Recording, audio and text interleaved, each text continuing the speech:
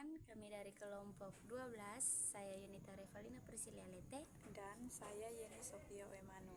Dalam video ini, kami akan menyampaikan rangkuman materi Style of Educational Research, khususnya tentang experiments, quasi-experiments, single case research, dan meta-analysis. Materi yang akan kami sampaikan ini bersumber dari buku Research Method in Education, karya Louis Johen, Lawrence Mannion, dan Kate Marison, khususnya pada halaman 272-289. Yang pertama, kami membahas tentang penelitian eksperimen. Penelitian eksperimen adalah metode penelitian yang digunakan untuk mengetahui hubungan sebab akibat antara suatu perlakuan dengan hasil yang diperoleh.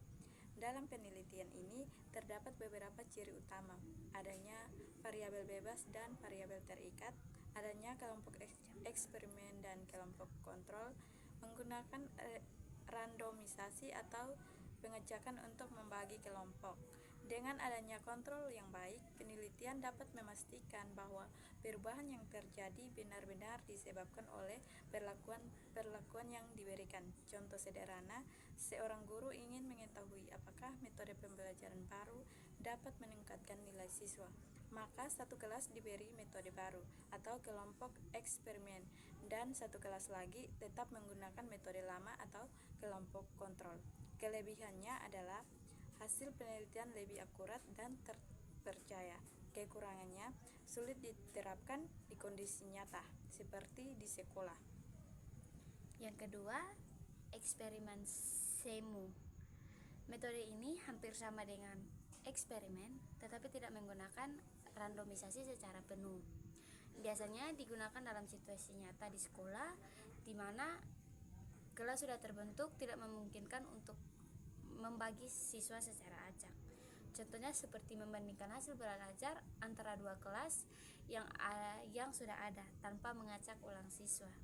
Kelebihannya seperti lebih mudah dan praktis untuk diterapkan, dan kekurangannya tingkat keakuratan lebih rendah dibandingkan eksperimen murni. Dan yang ketiga yaitu single case atau penelitian kasus tunggal. Penelitian ini berfokus pada satu individu atau satu kelompok kecil dengan tujuan untuk melihat perubahan perilaku atau hasil belajar secara mendalam. Dalam desain yang sering digunakan adalah ABAB design, yaitu A adalah kondisi awal, B itu perlakuan. Dilakukan berulang untuk melihat perubahan. Contoh, mengamati satu siswa yang mengalami kesulitan belajar, kemudian diberi metode pembelajaran tertentu, lalu diamati perubahan yang terjadi. Kelebihannya adalah data yang diperoleh sangat detail dan mendalam, dan kekurangannya hasil tidak bisa digeneralisasi ke banyak orang. Dan yang terakhir adalah meta-analisis. Meta-analisis adalah metode penelitian yang dilakukan dengan cara menggabungkan dan menganalisis hasil dari banyaknya penelitian sebelumnya.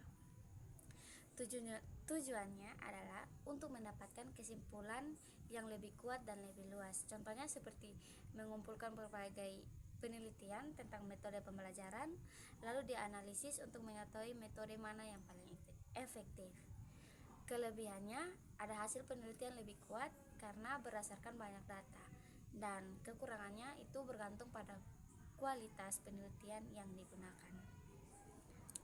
Dari penjelasan tadi dapat disimpulkan bahwa setiap metode memiliki fungsi yang berbeda.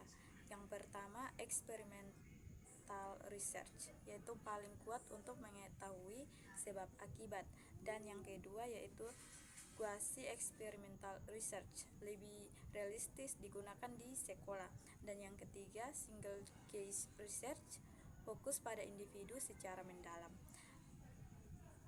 dan yang keempat meta-analisis, menggabungkan banyak penelitian untuk hasil yang lebih luas. Keempat metode ini sangat penting dalam penelitian pendidikan untuk meningkatkan kualitas pembelajaran dan pengambilan keputusan yang tepat. Demikian penjelasan dari kami mengenai materi Style of Educational Research. Terima kasih.